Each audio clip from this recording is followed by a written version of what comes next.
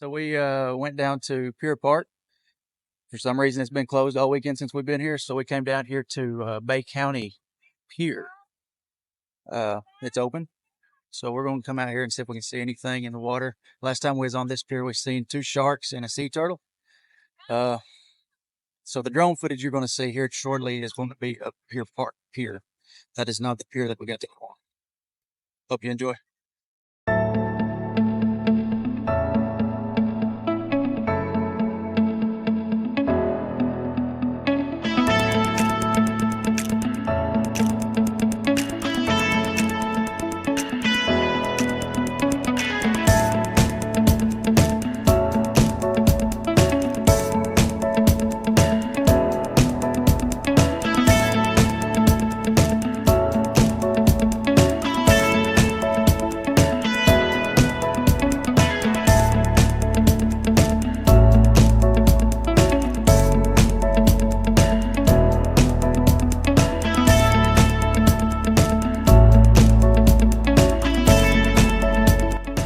So we did see a shark, but it was too dark to get on camera.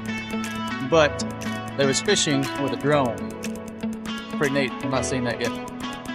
Here's some footage of that.